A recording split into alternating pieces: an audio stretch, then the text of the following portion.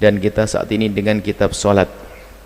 Ada kita baca juga kitab korban, akan kita bagi-bagi muqaddimah korban untuk sementara kita hadirkan di majlis Ahad pagi. Untuk majlis ini kita lanjutkan tentang sholat, termasuk rukun qauli, kewajiban di dalam sholat yang harus diucapkan adalah tasyahud akhir. Yang ketiga atau C, tasyahud akhir.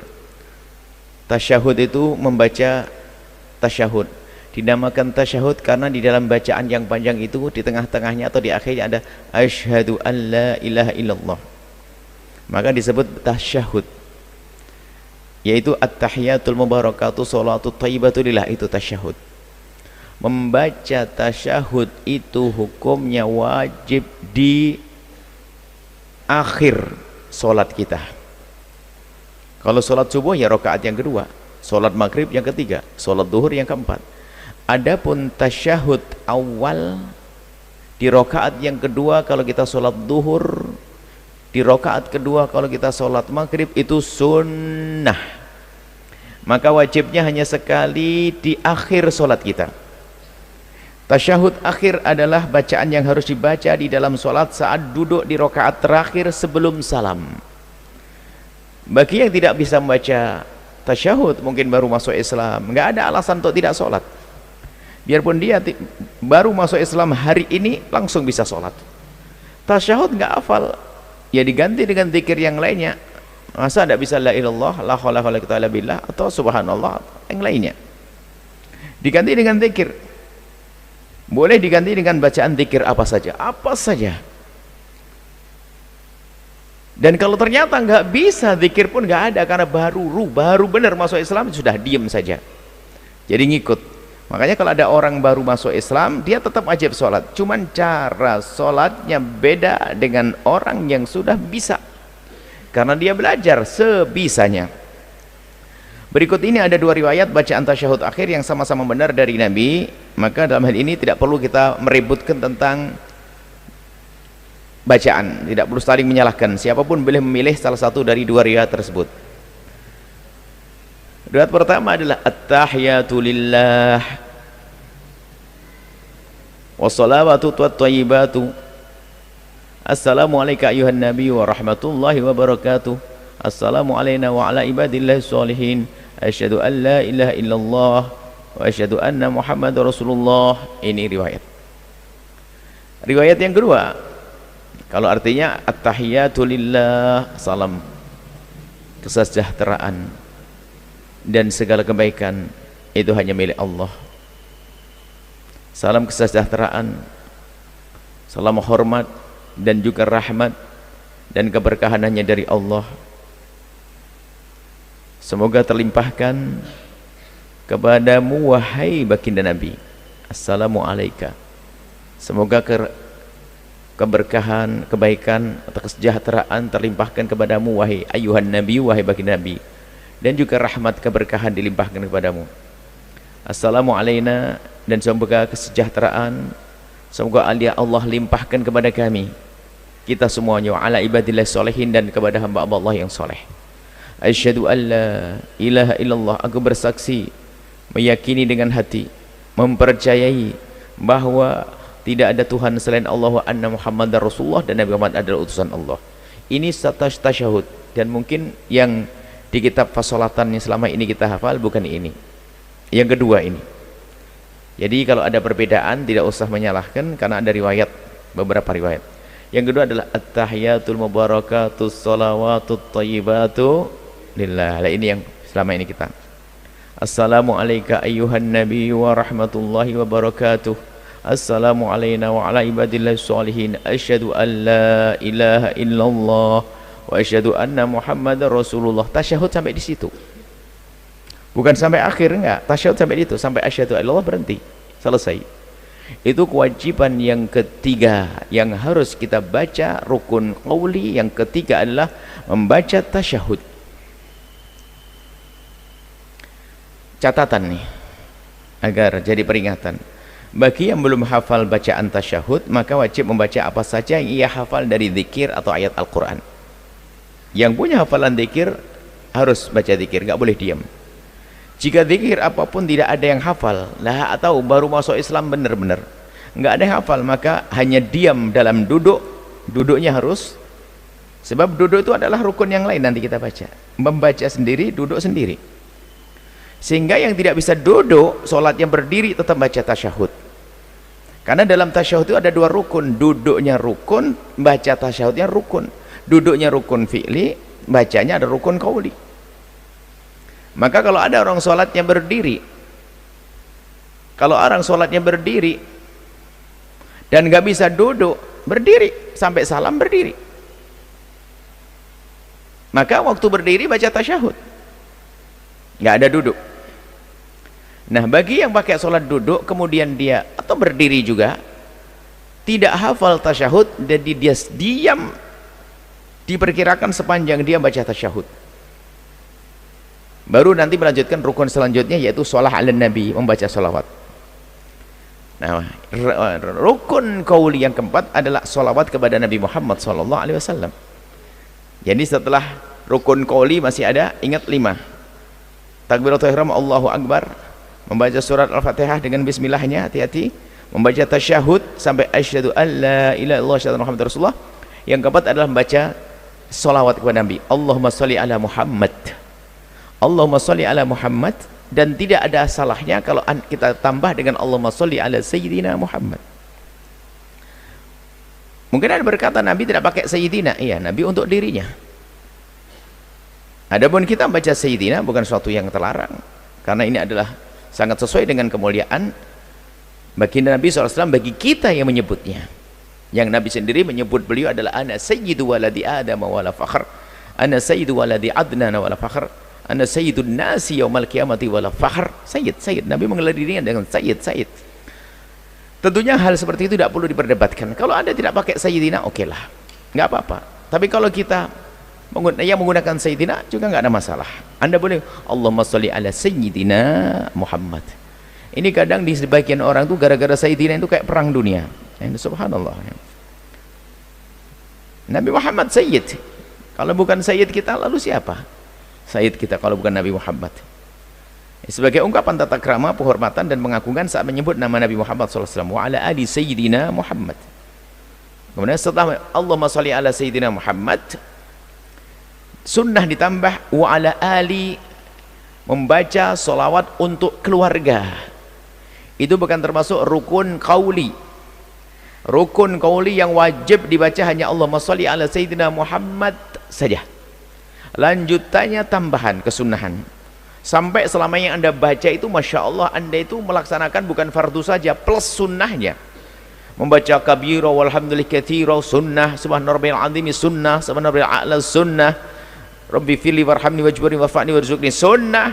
Termasuk Anda membaca Allah SWT kama shallaita ala sayyidina Ibrahim wa sayyidina Ibrahim. Ini adalah kesempurnaan pakai sholawat Ibrahimiyah. Fil alamina innaka hamidum majid. Ini tambahan kesunahan.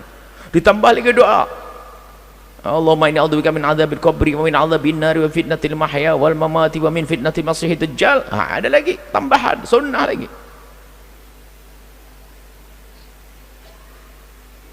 Jadi intinya yang wajib apa? Sampai asyhadu alla ilaha illallah wa asyhadu anna muhammadar rasulullah. Ini yang ketiga. Yang keempat, Allahumma sholli ala sayyidina Muhammad. Selesai. Assalamualaikum sah.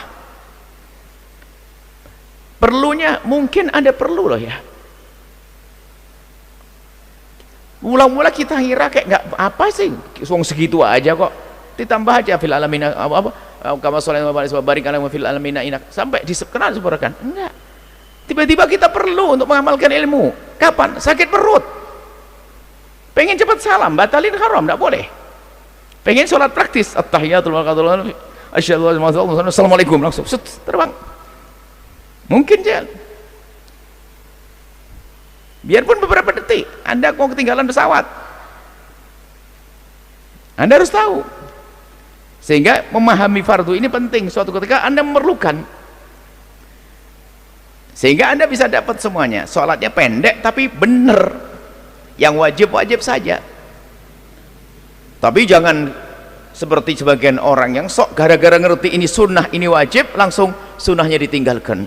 Nggak perlu, karena itu sunnah. Nah, ini kan repot.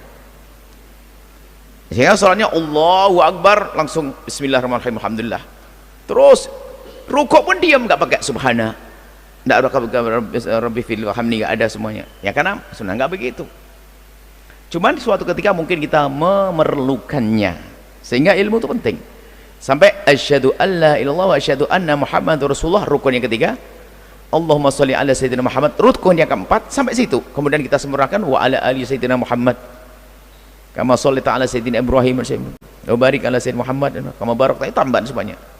Fil alamin innaka hamidum majid. Sampai di situ biasanya umum-umumnya itu tambahan. Kemudian setelah itu mengucapkan salam. Dan sunnah lagi baca bacaan sholawat yang sempurna yang disebut dengan sholawat Ibrahimiyah. Boleh sunnah lagi Anda baca sholawat Ibrahimiyah yang selama ini Anda faham, Anda hafal. Sholawat terbaik sholawat Ibrahimiyah. Kalau Anda dengar ustadz ceramah, ustadz sholawat, kan ada ustadz sholawat, majelisnya majelis sholawat, kok ngomong dia punya sholawat lebih bagus dari sholawat Ibrahimiyah, ini tentu kurang ajar kepada baginda Nabi. Ini paling bagusnya sholawat Ibrahimiyah, karena Nabi yang membaca, Nabi mengajarkannya. Banyak ulama membuat sholawat bagus, tapi jangan sampai ada yang berani mengatakan ini sholawat terbagus. Kita kan ada sholawat Fatih yang kita baca, Allahumma sholli wa sallim ala Muhammad al-Bashiri wan nadhiri alladhi tanfatu biha babul khairi. Itu karena ada maksud yang membuat, ada maksud, ada nama Nabi yang khusus untuk kita panggil, kita sebut, tujuannya untuk merubah diri kita, untuk beruswah, bersuri tauladan pada baginda Nabi. Akan tapi sholawat yang paling dahsyat adalah sholawat Ibrahimiyah. Allahumma sholli ala sayyidina Muhammad wa ala sayyidina Muhammad kama shallaita ala sayyidina Ibrahim, sehingga disebut Ibrahimiyah. Wa ala sayyidina Ibrahim wa barik ala sayyidina Muhammad wa ala sayyidina Muhammad kama barakta ala sayyidina Ibrahim wa ala ali sayyidina Ibrahim fil alamin innaka Hamidum Majid. Baik. Ini salat Ibrahimiyah. Kemudian kita tuntaskan saja rukun qauli yang kelima. Ada 5 saja rukun yang diucapkan. Mengucapkan salam, bunyinya assalamualaikum warahmatullahi, anjuran sunnah. Assalamualaikum tok, cuman maka pelit banget, tambah warahmatullah. Assalamualaikum warahmatullah. Nah, kewajiban mengucapkan salam hanya sekali. Jadi salam pun hanya sekali yang wajib, bukan 2 kali. Salam yang wajib hanya sekali, assalamualaikum.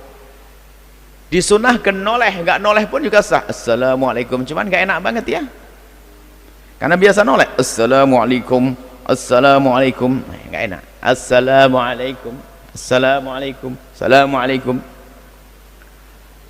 Semoga keselamatan senantiasa Allah limpahkan kepada kalian, wahai hamba yang beriman. Sempurnanya assalamualaikum warahmatullah.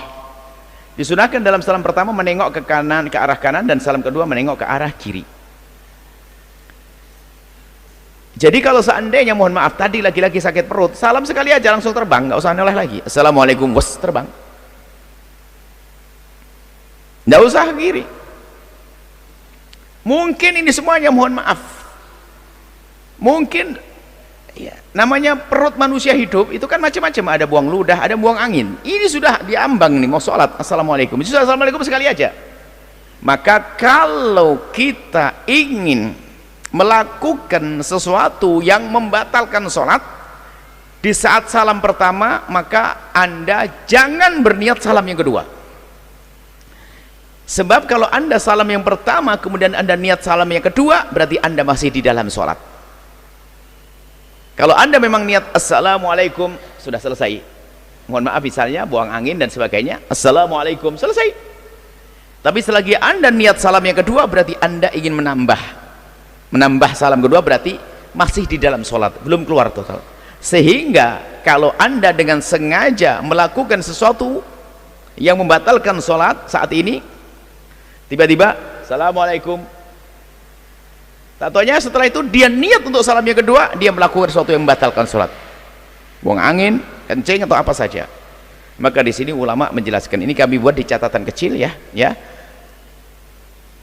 Ulama berbeda, ada yang mengatakan sholatnya tetap sah tapi dosa. Yang kedua mengatakan sholatnya batal. Kenapa? karena dia masih di dalam sholat buang angin. Tapi kalau anda di saat salam yang pertama, assalamualaikum, sudah saya putus, saya nggak ingin salam kedua, aman. Ini perlunya ilmu, dan ini mungkin kita memerlukannya, mungkin sekali anda memerlukannya. Jadi mungkin saya tambah saja ya, ada dalam keadaan tertentu anda sholat berjamaah, anda sakit perut, anda jangan batalkan sholat anda. Khususnya sholat pagi, ada orang rutin buang air di pagi.